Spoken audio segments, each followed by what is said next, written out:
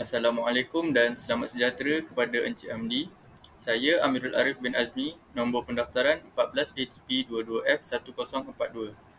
Hari ini, saya dan rakan saya akan membentangkan tentang soalan yang diberikan oleh Encik Hamdi, iaitu berkenaan tentang MRP.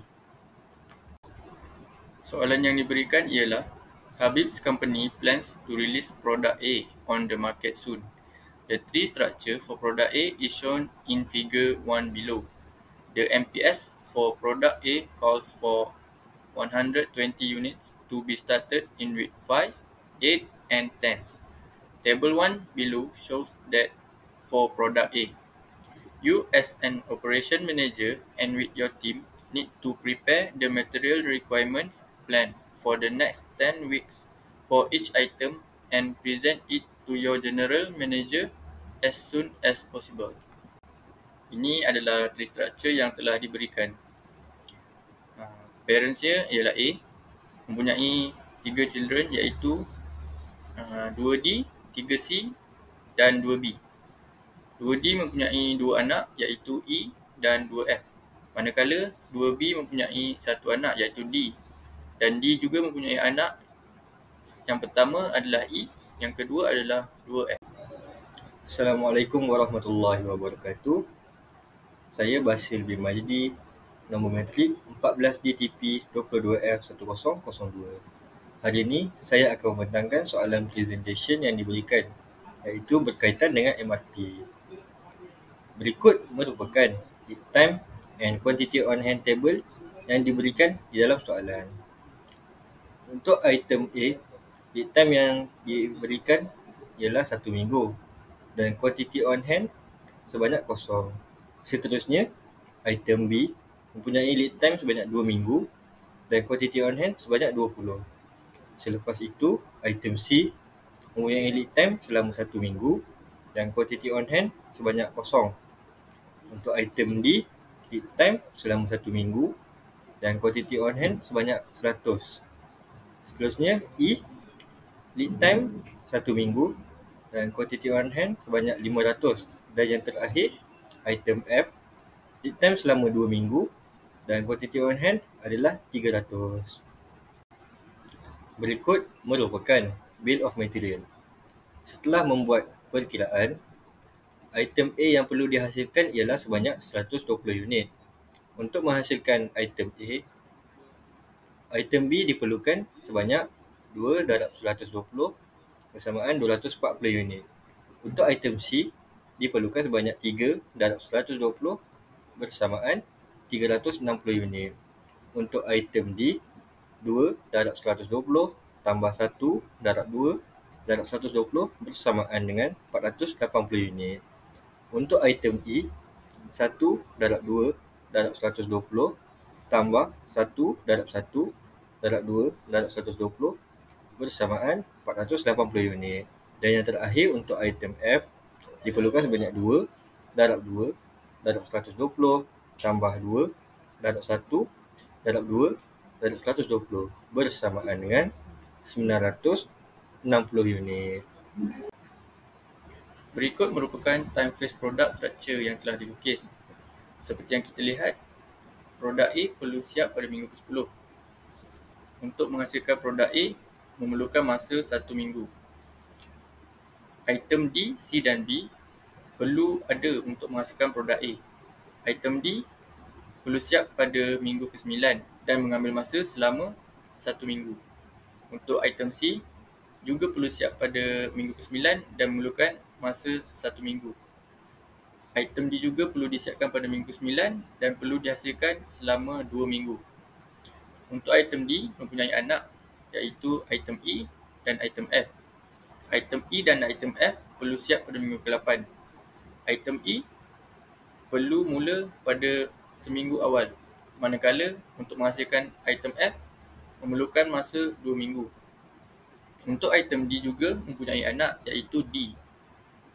Item D perlu disiapkan pada minggu 7 dan memerlukan masa 1 minggu. Item D juga mempunyai anak iaitu item F dan E. Item F perlu dihasilkan selama 2 minggu dan perlu disiapkan pada minggu ke-6.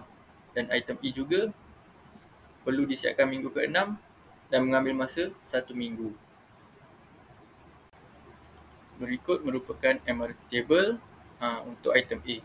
Seperti yang diminta di dalam soalan, kita perlu menghasilkan pada minggu ke-5, minggu ke-8 dan minggu ke-10. Gross requirement untuk minggu ke-5 ialah 120. On hand kosong.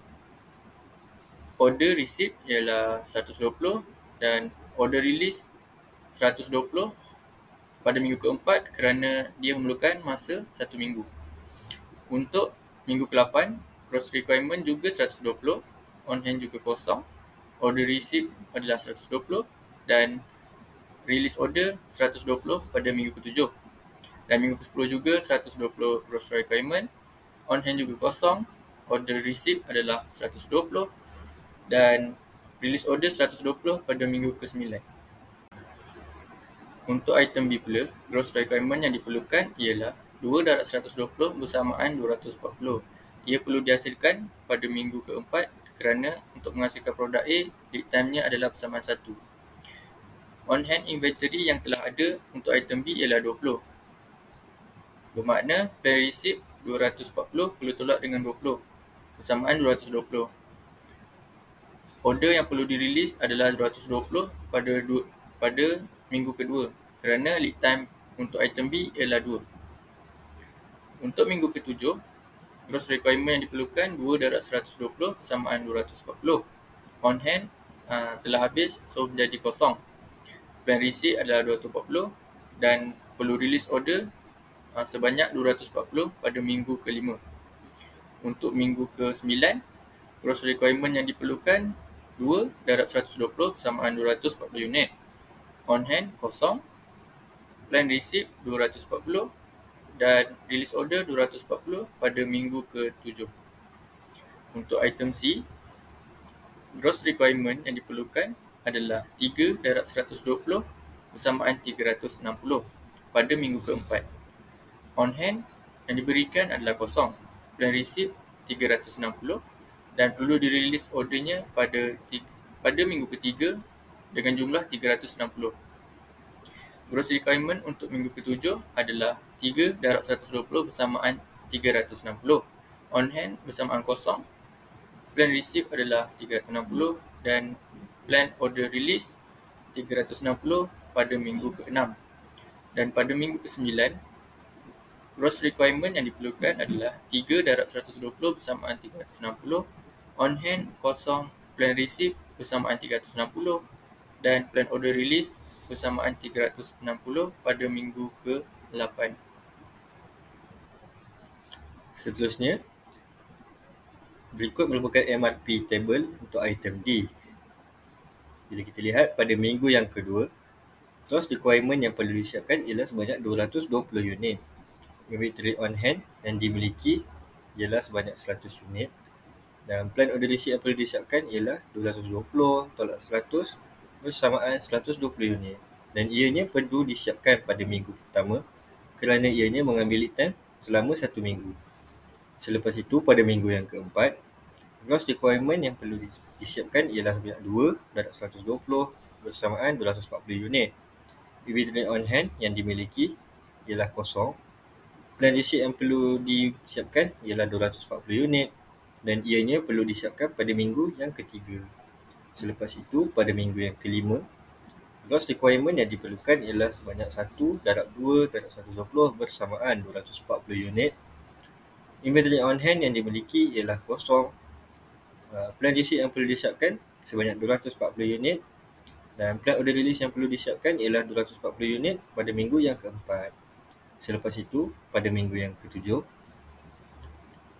gross requirement yang perlu disiapkan ialah sebanyak 1 darab 2 darab 120 bersamaan 240 ditambah 240 lagi menjadikannya ialah 480. Inventory on hand yang dimiliki ialah kosong. Plan receipt yang perlu disiapkan ialah 480 unit dan ianya perlu disiapkan pada minggu yang ke-6. Selepas itu, pada minggu yang ke-9, gross requirement yang diperlukan ialah 2 darab 120 bersamaan 240 unit. Inventory on hand yang dimiliki ialah kosong. Plan receipt yang perlu disiapkan ialah 240 unit dan ianya perlu disiapkan pada minggu yang ke-8. Seterusnya, MRP table untuk item E. Pada minggu yang pertama, gross requirement yang perlu disiapkan ialah sebanyak 120 unit. On-hand inventory yang dimiliki ialah 500 unit, melebihi gross requirement yang perlu disiapkan. Jadi, 500 unit tolak 120 unit mempunyai baki sebanyak 380 unit. Seterusnya, pada minggu yang ketiga, gross requirement yang perlu disiapkan ialah sebanyak 1/2/120 bersamaan 240 unit. Dan on-hand inventory yang dimiliki masih melebihi gross requirement yang diperlukan, iaitu 380 unit. Jadi, 380 unit tolak 240 unit menjadikannya 140 unit baki. Pada minggu yang keempat, gross requirement yang perlu disiapkan ialah 1/1/2/120 bersamaan 240 unit. Dan on-hand inventory yang dimiliki ialah sebanyak 140 unit. Plan receipt yang perlu disiapkan ialah 240 tolak 140 bersamaan 100 unit, dan 100 unit tersebut perlu disiapkan pada minggu yang ketiga kerana lead time yang diperlukan untuk menyiapkan item E ialah selama 1 minggu. Pada minggu yang ke-6, gross requirement yang perlu disiapkan ialah 1/1/2/120 bersamaan 240 unit. Ditambah 240 unit lagi menjadikannya 480 unit. On-hand inventory yang dimiliki ialah kosong.